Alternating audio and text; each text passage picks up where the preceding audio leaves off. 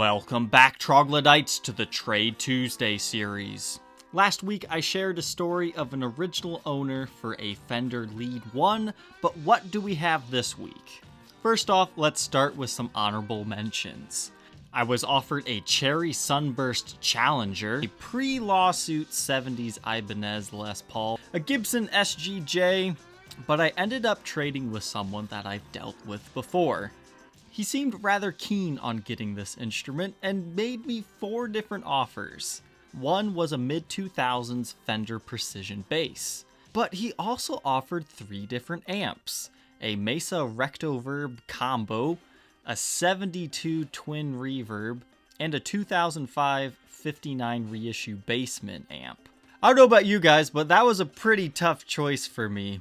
I nearly went with the 59 Bassman, but unfortunately he didn't have any shipping boxes around, and in retrospect, an amp would probably put a real damper on the Trade Tuesday series, so I went with the Fender P bass.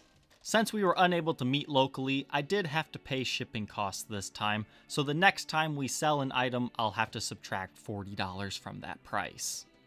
So to recap, we went from the Glary Strat to the Gibson case that sold for cash, which went then to the Kent bass, which traded for the Sinister Gates, which was sold for money, into the Lead 1, and now the Fender P bass. Due to the positive feedback I received from the Lead 1 story, I decided to do a phone interview with Rich. Come and listen along. Hey, Austin. Hey, how's it going, Rich? Good, how you doing? Alright, so I've got between 7 to 8 questions. Some of them kind of blend in together. So the first one is, you said you bought a guitar from me before. It wasn't on Reverb, so I couldn't look up which one it was. What one was that? It was a 1980 Les Paul Custom, and it was natural. Did that one have like some replaced parts on it? Wasn't it about like $2,500? Around that, yeah. I think I ended up paying $2,200 for it. It had a replaced bridge and tailpiece, and it was refretted. I think I got a hold of you, and I just called you, and we negotiated a price. Oh, okay. And then we met in Findlay, and that was the one where okay. it had the chainsaw case with it. I remember who you are now. Yeah. I guess now this answers my question, because I was going to ask you what you do for a living, because I sent it to a restaurant. My wife and I started a restaurant. It's actually yesterday was our 9-year anniversary, so. Very cool. We started it 9 years ago from nothing, and now it's our living. What's the name of your restaurant? Thai Grill. It's in Westerville. Westerville, all right. I'll throw some photos up of it on the screen. Okay, that'd be great. Yeah, so if anybody wants to eat there, this guy likes his guitars and other instruments. Absolutely, yeah. Can barter. So this bass, it is a Fender Precision bass, correct? Correct. All right. What exactly is the story behind this one? How did you get it? I saw it on Craigslist, and the guy listed it. I don't remember how much he listed it for, but it was kind of like at this point at which I thought, maybe he would take a little bit less for it, and if he did, it would have been within my price range. Mm-hmm. So he listed it a couple times, and I didn't really jump on it right away, and then when I kept seeing it reposted, I thought, well, maybe he just really wants to get rid of it. So I contacted him when it got pretty low as far as his asking price and just asked him if he would take a little less for it. And then he said he was firm, so then I said, well, I understand, but I always like to throw that last kind of thing in there when I give my final offer, and I said, well, I understand you're firm at that price. I think you have a great price, but if you're willing to take this much tonight, I can pick it up at any point. You don't have to deal with all the knuckleheads out there. And emails kind of paused for a while, and then I realized he was thinking about it. I could tell. So, yeah. And it was just like, what time can you pick it up? And I was like, great. I just kind of, whenever I see one that's like priced reasonably, I just jump on it and see if I like it. I take it home, play it for a while, and if I just don't really end up making any music with it, or if I don't feel inspired by it, I just kind of pass it along. Gotcha. The next question is, what made you want to trade for the Lead 1? I watch your videos every once in a while when they pop up. It's always fun to see what's new, and I learn a lot from them. So I saw this video for the Lead 1, and I have lately been into like Fenders from the 70s, and I know it's from 81, but it's kind of like a leftover guitar. I've been kind of looking for the right Telecaster lately as well, and I thought maybe if it has the kind of right body wood, I'll kind of get a sort of Telecaster type tone and I can always put another Telecaster pickup if I like it. So you weren't necessarily seeking out a lead one. It was just the opportunity was there. Well, that and I was partly, but only the pickup, because I also have a Telecaster Deluxe from the 70s, and the Telecaster Deluxes have the Seth Lover pickup in there. So Seth Lover designed the pickup that went into the Lead 1, 2, and whatever. So I thought maybe it would just be fun to kind of try it out and just see what it sounded like. So that kind of leads me into the next question. What exactly did you think of the Lead 1? Was it what you were looking for? Was it good? Or is it something you'll probably be moving on shortly? I'll be moving along. I wasn't that impressed with it, but you know what? I'm kind of one of these people that I like certain examples of guitars. So it doesn't mean that I wouldn't necessarily like a Lead 1. I just didn't happen to really bond with this one. I thought it was okay. I just have too many other guitars that I like a little bit more right now. Well, I'm sorry to hear that it didn't quite meet your expectations. Oh, well, you don't have to feel bad. I mean, it's exactly as you described it. A new guitar player played it. It sounded phenomenal. But that guy could probably pick up anything and make it sound good. So yeah, that's kind of that's just how I am. Yeah, I don't really play music with people, so I kind of look at guitars like my songwriting partner. And if they're not pulling their weight, I don't use them anymore. It's basically how it is. Gotcha. So you said you've watched my show. That's probably been, about a year or two, like sporadically. Is there a favorite episode that you have? I like some of the stories you've told. I remember the one you told about the guitar that you got from the guy, and then he canceled the auction. Then he told you to resend the offer, and then you weren't sure if you were going to get the guitar, and then it showed up. Silverburst one that was it was a very dirty guitar. Plugged it in, and it had changed pickups and everything, and it was not a collector's guitar, but it got me excited because, like, that's how I am with guitars. When you plug that guitar in, I remember it just had that tone to it that you can't get from any other guitar. Like, funny story with that one is it actually got sold to a touring musician. I mean, he owns Bursts and all this other great stuff, and he won't sell that guitar again because somebody else was looking for it, and I messaged him. That's like a To the Grave type guitar there on that Silverburst. Man. My final question here is, do you have a favorite bass line and or bass? My favorite bass line is the Steely Dan song, Do It Again. And the reason I like it so much is because it's a really simple bass line, but the very last note of it, he goes up an octave with it. And I just think that's so cool. And I just heard it one day, and it just blew my mind. Awesome. Thank you for sharing that, and thank you for doing this phone interview with me. It was good to talk to you, man. Awesome. Yeah, we'll see you later. Now that we've listened in with some of the history, let's go ahead and hear how this one sounds. Since I don't have a bass amp, I have this plugged directly into Logic Pro through my audio interface.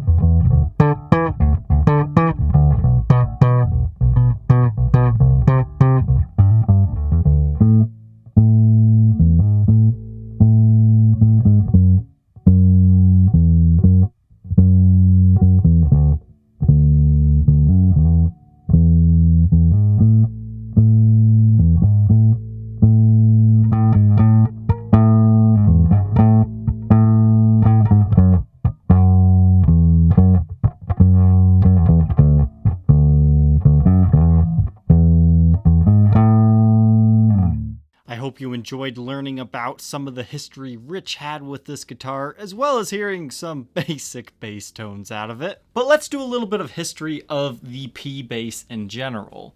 The P bass, if you don't know, it stands for precision, and then Fender's other main popular one is called the jazz bass.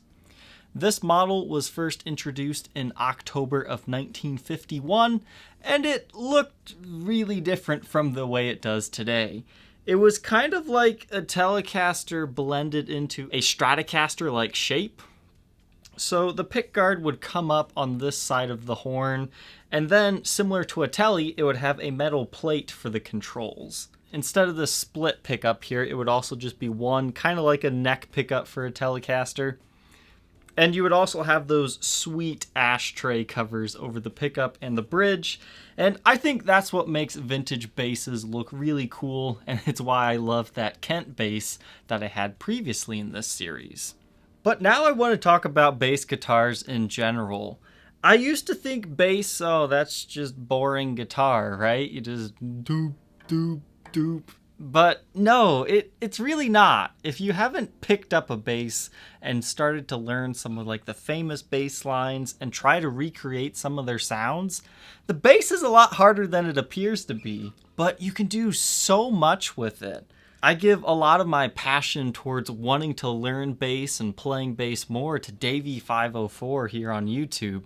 I mean, his channel, it's pretty much all about the memes and just having a good time, but he does it with a bass and he does it so well. But if you ever need inspiration on what to play on bass, that is definitely a good place to start. I don't have too much more to add on about Fender P basses because, well, this is the first one I've had. I have never really had a high-end bass before. I'm sure there's a lot of people that would consider this more of like a medium grade bass, because the Blue Book value puts these at about $750 to $1,000. And if I were to grade a Les Paul on that scale, I would say that's mid-range, professional grade, but maybe not the fanciest bass in the world. So that's why I was really interested in making this trade, is I wanted to feel a bass guitar that more people would say that is a real bass. That Kent bass got a lot of hate, but I've got to say, even comparing it to this thing, I think that thing held up. Once the grounding issue was fixed and you got the action adjusted on that one, it really was an excellent bass guitar. I don't see why people crap all over it. Unfortunately, we do not have like a super in-depth history of this one. It's not from the original owner, but you can see whoever had it played it a lot. It's got lots of nicks and dings and scratches, but mainly just impression marks along the edges. You've got a beautiful maple neck with a maple fretboard. You can see where the truss rod can be adjusted from right in there. Something I thought that was really cool is the serial number is only two different numbers. So you've got Z7222277. Had it only been 17 at the end and just straight twos in the middle, I think that would have been the coolest serial number ever. I would describe this neck as kind of like a medium C neck profile if I was judging it from a guitar standpoint. But something I didn't realize with that Kent bass when I had it until a commenter showed me is it was a short scale bass. So playing this one, the frets were farther apart. It was harder for me to play, so I almost preferred that short scale as a guitar player. Back of this instrument here does have a lot of buckle worming and dents and dings. It was definitely probably somebody's main player for a while. You can see it is a string through body construction, and here's where there's like a lot of buckle worming. But thankfully the finish isn't too chewed up or anything. It still maintains a pretty darn good appearance. We'll do a quick blacklight test. I believe this is a poly finished guitar, so it's not really going to do the same glow. Some polys do, some don't. I mean, you can see the neck does glow a little bit, but it's a nice sleek feel. And this would at least show if some sort of repair had been done, but we're in good shape here. Thankfully, this bass retains its original case. You can see it's got some scuffing on it and whatnot, but you have two locking latches on either side, and then a clasp in the middle, as well as the Fender emblem there. And the interior is black. It's not necessarily a form-fitting case, but it definitely does the job. Inside of here, you do have the case keys if you would like to lock those. If you think you might be interested in trading me something for this 2008 Fender Precision bass, I'm putting a trade value of $1,000 on this, but you can check out that link in the description to take you to the Reverb for sale ad. If you have a trade in mind, please send photos. Don't just ask me if I'm interested in this, because with this series, I'm open to a bunch of different stuff, but I've got to see photos. Thank you, Troglodytes, for tuning in to this episode of Trade Tuesday, and we will see you on the next installation of this series. Take care.